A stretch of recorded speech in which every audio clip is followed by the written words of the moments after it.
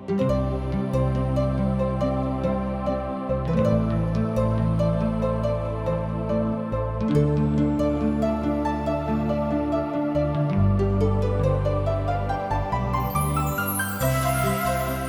में लिखल बा, ऐसनो रास्ता होखे त आदमी के बोझ लागेला, मगर आखिर में मौवतिये मिलेला। ए घड़ी आप TWR इंडिया से प्रसारित कार्यक्रम जिंदगी का राह देखतनी। ई कार्यक्रम मौत से जिंदगी की ओर आपके ले जाए बदे हवे। कृपा करके देखी सुनी, ताकि परमेश्वर आपकी जिंदगी का रास्ता बतावे वाला ठहरस। प्रिय मित्र, आज भी हम रोमियो के पत्री के दूसरा अध्याय के जारी रखब। हमरा आशा बा कि ये अध्याय से जरूर लाभ हो रहल बा। यदि ये अध्याय से संबंधित रउआ किने कोनो तरीके सवाल होखे त रउआ हमरा किने जरूर से जरूर लिखी। हम रउआ खातिर परमेश्वर पिता से प्रार्थना करब। मित्र, पिछला कार्यक्रम में हमनी के देखनी हाजा कि परमेश्वर के वचन साफ साफ बतावता कि परमेश्वर प्रत्येक आदमी के उनका कार्य के अनुसार फल दिए। जौन आदमी बढ़िया काम कैला के द्वारा अनंत जिंदगी प्राप्त करे चाहेला, पर आदमी परमेश्वर के स्तर पर भलाई नहीं कर सकत। इससे उनका परमेश्वर के धार्मिकता के आवश्यकता बा, यानी कि जरूरत बा। प्रिय भाई बहन, या तो हुआ खुद परमेश्वर के मापदंड के कार्य के अनुसार भला बढ़िया अच्छा काम करी, या फिर परमेश्वर जौन की कार्य रुआ खातिर कैले बने उनका के स्वीकार कर लिहिन।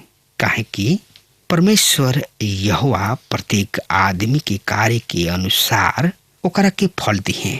मित्र, संत यूहन्ना प्रकाशित वाक्य 20 अध्याय के 12वां पद में इस तरह से बता रहल बने, तब हम छोट बड़ मृतक सबके सिंहासन के सामने खड़ा भइल देखनी, और किताब खोलल गोइल, तथा एगो औरी किताब खोलल गोइल जौन की जिंदगी की किताब है। और ओह किताब में लिखल गोइल बात के आधार पर सब मृतक के न्याय उनका काम के आधार अनुसार कैल गोइल। और यही अध्याय के 15 पद एह तरी से बता रहल बा, जेकर नाम जिंदगी की किताब में लिखल गोइल ना मिलल, ऊ आग के झील में फेंक दिहल गोइल। प्रिय मित्र, प्रभु यीशु मसीह पर विश्वास ले अइला के द्वारा आदमी के नाम जिंदगी की किताब में लिखल गोइल। काहे कि अनंत जिंदगी कोनो कोशिश प्रयास से के द्वारा ना कइल जाए वाला प्रतिफल ना हो। अनंत जिंदगी आदमी के अपना कोशिश प्रयास से ना प्राप्त होला। ई तो परमेश्वर के ओर से बलिदान है, जौन की मसीह पर विश्वास ले आवे वाला के बिना मूल्य के प्राप्त होला। 11वां पद में हम एगो अन्य सिद्धांत के बारे में पढ़नी हजा, जेकरा आधार पर परमेश्वर आदमी के न्याय करी है। परमेश्वर न्याय के समय के केहू के पक्षपात ना करी है। ई पुराना नियम के महान सिद्धांत है, जेकरा के हम व्यवस्था विवरण 10 अध्याय के 17 पद में पावतानी। मित्र, शमौन पतरस यह नियम के तब समझ ले जब एगो आन जाति रोमी सूबेदार कुरनेलियुस के घर में सुसमाचार सुनावे के खातिर भेजल गइल। और प्रेरितों के काम 10 अध्याय के 34 पद में वो खुद कहताने, मित्र, केहू के परमेश्वर पक्षपात ना करेलन। अपना न्यायालय में एगो मूर्ति के आंख में पट्टी बांधल तथा हाथ में तरजू लेले जरूर रुआ देखले होखब। एकर मतलब ई नहीं खे कि न्याय अंधा है या उनका आंखी पर पट्टी बांधल बा, वरन ई ऐसे बा कि न्याय केहू के राजा के कपड़ा या कोनो मैल कुचैल कपड़ा के देख के न्याय ना करी हैं, पक्षपात ना करी हैं, अर्थात वो आदमी के देख के न्याय ना करी हैं, पर ई दूध के दूध और ई पानी के पानी करे वाला परमेश्वर हवे। उनका सामने सब बराबर बा, केहू बड़ छोट उनका सामने नहीं खे। सबके न्याय पक्का बा कि एक दिन न्याय होई।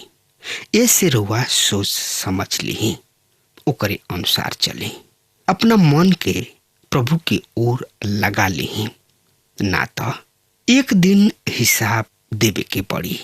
जब प्रभु आई हैं तब परमेश्वर के न्याय पक्षपात रहित हुई। परमेश्वर के सामने और सब योग्यता सुन बा। परमेश्वर के केवल एक ही सवाल बा, का तोहनी लोग किने उद्धार करता बाणे या नहीं खन। केवल आज हम 12वां पद के आगे अपना बी अध्ययन के शुरू करे जा रहल बानी। मित्र, तो एकरा बारे में जानकारी खातिर रुआ हमरा संगे अपन पवित्र शास्त्र बाइबल निकाले। हाँ, तो उनमें देखी रोमियो के पत्री 2 अध्याय 12 और 13 पद के हम पढ़ रहे बानी। रुआ सामने सुनी। ऐसे कि जो लोग बिना व्यवस्था पौले पाप करताड़न, उ बिना व्यवस्था के नाशो हुई हैं, और जौन लोग व्यवस्था पाके पाप करताड़न उनकरा के सजा व्यवस्था के जैसन मिली। प्रिय मित्र, यहाँ हम परमेश्वर के न्याय के एगो और सिद्धांत के देख रहल बानी। ए नियम के आगे आवे वाला पद में कौना तरी से बखान कल गुल बा। 13 पद फिर से रुआ हमरा संगे पढ़ी, काहे कि परमेश्वर के यहाँ व्यवस्था के सुने वाला धर्मी ना, बल्कि व्यवस्था पर चले वाला धर्मी ठहरावल जइहन। मित्र, संसार ऐसे परमेश्वर के राह से दूर नहीं खन कि ऊ परमेश्वर के अनुग्रह के सुसमाचार ना सुनेलन, वरन ऊ ऐसे भटकल भुलाइल बाणे काहे कि ऊ पापी हवे। ऐसे ऐसन बहुते अनगिनित लोग बाणे जवन की सुनेलन पर उनकरा पर ना चलेलन। आदमी वही अंजूर के द्वारा पाप से मुक्ति पावेलन जवन की उनका अंतकरण में पावल जाला। संत यूहन्ना अपना सुसमाचार के पहला अध्याय के 9 पद में प्रभु यीशु के ओर संकेत कर लिखताने कि ऊ सच्चा अंजूर जवन की प्रत्येक आदमी के अंजूर करेला जगत में आवे वाला रहे। यही अंजूर के आधार पर हमनी के न्याय भी हुई। वो अंजूर के आधार पर ही आदमी के न्याय करी हैं। यहूदी के न्याय व्यवस्था के अनुसार हुई। अन्य जाति सब के मूसा के व्यवस्था के आधार पर ना हुई। उनकर न्याय के आधार दूसर हुई। रोमियो 1 अध्याय के 18 से 20 पद और 2 अध्याय के 15 पद के अनुसार हुई। अब परमेश्वर न्याय 5वां सिद्धांत के देखी। ए तरी व्यवस्था के कार्य अपना अपना दिल में लिखल दर्शावेला और उनका विवेक भी गवाही देले और उनकर विचार उनका के दोषी या कबहू निर्दोष ठहरावलन। मित्र, कुछ लोगन के विचार बा कि अन्य जाति सब के परमेश्वर व्यवस्था ना दिहले, ऐसे उ दंड से बच जाइए ना। मित्र, उनकर न्याय ओ अंजूर अर्थात ज्ञान के अनुसार हुई जौन की उनका भीतर विद्यमान बा। ये आदमी के अंतकरण है। पवित्र शास्त्र बाइबल बतावेले कि हमनी के आत्मा प्रभु यीशु मसीह के दिया है जौन की आदमी के अंतकरण के जांच करेला। आई और ज्यादा जानकारी खातिर वह हमरा संगे पढ़त, सुनत, समझत, सोचत, विचारत चलत चली। तब समझे, सोचे, विचारे खातिर वह अपन पवित्र शास्त्र बाइबल निकाल हनी। हाँ तो ओह में देखी रोमियो के पत्री 2 अध्याय के 16 पद एह तरी से बखान कर रहल बा। जौना दिन हमरा सुसमाचार के अनुसार प्रभु यीशु मसीह के द्वारा परमेश्वर आदमी के गुप्त बात के न्याय करिए। मित्र, हम मिथ्या विचार कर रहल बानी कि हम बहुते बढ़िया बानी, काहे कि हमार बढ़िया बात तो बहरी प्रकट हो जाला, पर भीतरी के पाप केहू नइखे देख सकत। प्रभु यीशु जैसन गुप्त पाप के एगो उदाहरण प्रस्तुत कैले।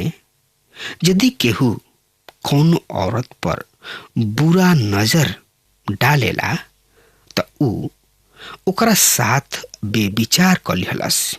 ए तरीके बेविचार के ऊ दोषी ठहरावतणे और हमार न्याय यही आधार पर होई। परमेश्वर प्रभु यीशु मसीह के द्वारा आदमी सबके गुप्त बात के न्याय करिए। इसे हमनी में से हर एगो के यानी कि हर लोगन के अपना बचाव के खातिर प्रभु यीशु मसीह के शरण में आवे के जरूरत बा, आवश्यकता बा। 17 से 19 पद यही अध्याय के एह तरी से बता रहल बा। यदि तू यहूदी कहताड़ा और व्यवस्था पर भरोसा रखताड़ा और परमेश्वर के बारे में घमंड करताड़ा और उनकर इच्छा जानताड़ा और व्यवस्था के शिक्षा पाके बढ़िया बढ़िया बात के प्यारा जानताड़ा और अपना पर भरोसा रखताड़ा कि हम अनहरन के अगुआ और अनहरियन में रहे वालन के उजियार और बेबुद्धि लोगन के सिखावे वाला और साँच के नमूना जौन व्यवस्था में बा हमके मिलल बा। प्रिय मित्र, अब हमनी के देखे के परमेश्वर धार्मिक लोगन के भी न्याय करिए, विशेष रूप से यहूदी सबके, काहे कि ओहनी लोग के परमेश्वर के ओर से धर्म दिहल गइल। हम देख रहल बानी कि धर्म आदमी के खातिर अधिक समय तक वैसाखी के कार्य नहीं कर सकत। धर्म आदमी के अहंकारी तथा खुद पर भरोसा करे वाला बना दिहलस। अर्थात धर्म मनुष्य के परमेश्वर से बहुत ही दूर कर दिहलस। ऐसे पौलुस ए धार्मिक लोगन के दशा के 17वां पद में स्पष्ट कर रहल बाड़े। प्रिय मित्र, यहूदी सब के अंजूर यानी कि ज्योति अर्थात व्यवस्था दिहल गइल और ओकरे साथ उन्हीं लोग के जिम्मेवारी भी बढ़ गइल, जन की उन्हीं लोग के ऊपर महान दंड आयल। यहूदी सबके अन्य जाति सबके अपेक्षा 10 लाख अर्थात सुविधा प्राप्त बा, जौन की एह पद से सूचीबद्ध बा। पहला 5 बात ई बतावेले कि सच्चा यहूदा के मित्र पहला है तू यहूदी कहाला, दूसरा का व्यवस्था पर भरोसा रखल, तीसरा का परमेश्वर पर घमंड कइल, चौथा का उनका इच्छा के जानल, पांचवा व्यवस्था में शिक्षित होके उस बात के समर्थन कइल जौन की अनिवार्य है। प्रिय मित्र, आखिरी 5 विशेष अधिकार जौन की एगो यहूदी के प्राप्त बा ऊ ई है कि ऊ का कोइले बाणे। पहल का तू खुद पर यह बात पर भरोसा रखेला कि खुद आन्हर के राह दिखावे वाला यानी कि पथ दर्शक। दूसर का अंधकार में रहे वालन के खातिर ज्योति तथा अंजोर। तीसर का ह निर्बुद्धि के समझावे और उनकर सुधार करे वाला। चौथ का ह लेकिन वचन के शिक्षक ह। पांचवा ह काहे कि तोरा व्यवस्था में ज्ञान और सत्य के स्वरूप प्राप्त भइल बा। एह तरी हम यहूदी के पास यह विशेष अधिकार के बारे में पढ़निहा, पर यह विशेष अधिकार के पीछे बहुते भारी जिम्मेवारी भी बा। मित्र, यही अध्याय के 21 से 22 पद एकरा बारे में एह तरी से बखान कर रहल बा। सुनी, हम पढ़ रहल बानी। तू जे दूसरा के सिखावताड़ा, का तू अपने नइख सीखत? का तू दूसरा के चोरी ना करे के उपदेश देला और तू खुदे चोरी करताड़ा? तू जे दूसरा के कहेला बेविचार मत कर और तू खुदे बेविचार करेला। तू जवन मूरत से घृणा करताड़ा, का तू खुद मंदिर के नइख लूटत? मित्र, आई 23 और 25 पद के पढ़ ले जाओ। तू जे व्यवस्था के बारे में घमन करताड़ा, का तू व्यवस्था के ना मान के परमेश्वर के अनादर नइख करत? काहे कि तोहरे कारण आन जाति के बीच में परमेश्वर की बेइज्जती कइल जाता। प्रिय मित्र, यहाँ पौलुस विशेष तथा एगो गंभीर बात पर बखान कर रहल बाड़े। खतना मूसा के व्यवस्था बिल्ला तथा चिन्ह चक्र रहे। खतना के अर्थ मूसा के व्यवस्था के पालन, कलीसिया के खातिर चिन्ह चक्र बपतिस्मा ह। अब यदि कौनो आदमी बपतिस्मा ले ले और अपना उद्धार मोक्ष के गवाही ना देले त ई उपहास कइला। मित्र, यही अध्याय के 26 पद एह तरी से बता रहल बा। सुनी ध्यान से। यदि बेगर खतना के आदमी व्यवस्था के विधि के माने तक का ओकर बेखतना खतना के बराबर ना गिनल जाई? मित्र, एकरा के हम एह तरी शुरू कर सकतानी। यदि हमार मेहरारू बियाह के अंगूठी भुला दिले बिया, तो एकर अर्थ ई ना ह कि ऊ बिना बियाह के बिया। दूसरा शब्द में कहल जाए, यदि हमार मेहरारू बियाह के अंगूठी भुला दिले बिया, तो एकर ई ना ह मतलब ह कि ऊ अविवाहित बिया। प्रिय मित्र, 27 पद के पढ़ ले जाओ। और जौन आदमी जाति के कारण बिना खतना के बा और ऊ व्यवस्था के पूरा करता, और तू जौन लेख के मुताबिक और खतना भइला पर व्यवस्था के नहीं खमानत, त का दोषी ठहरावल ना जीबा? काहे कि ऊ यहूदी नइखन जे बाहर से बाड़न और ना ऊ खतना हवे जौन प्रगट में बा, देह में बा। बाकी यहूदी उहे बाड़न जे मन में बा, और खतना उहे ह जौन की और आत्मा में बा, ना कि लेख में। ऐसन लोग के बड़ाई आदमी की ओर से ना बल्कि परमेश्वर यहोवा के ओर से होई। मित्र, यदि ब्याह के अंगूठी पहन के उनकर गरिमा तथा सम्मान के बना के ना राखब, त अंगूठी व्यर्थहीन होई। मित्र, एकरे साथ हम मूसा के व्यवस्था के बारे में पढ़नी हजा और इस समझनी हजा कि व्यवस्था का ह। मित्र, व्यवस्था उद्धार, मुक्ति, मोक्ष ना दिला, बल्कि प्रभु यीशु मसीह पर विश्वास ले आइला से राउर मुक्ति, मोक्ष और उद्धार बा। मित्र, अब हमार समय खत्म हो रहा बा। तब तक खातिर रउआ हमरा के आज्ञा देही। परमेश्वर रउआ के बहुते बहुते आशीष देस। आमीन। हमके विश्वास बा कि ई कार्यक्रम आप सब खातिर फायदेमंद सिद्ध भइल हुई। हम चाहतनी कि आप सब अपन अपन आशीष हमरों से बांटी। अगर आप सबके लगे बाइबल से चाहे आपकी निजी जिंदगी से क्यों सवाल होके चाहे क्यों समस्या खातिर प्रार्थना करावे चाहतनी तो हमारी फोन नंबर पर जरूर संपर्क करें। परमेश्वर आप सबके बहुत आशीष प्रदान करें और आज का दिन आप खातिर सुखद बनावे।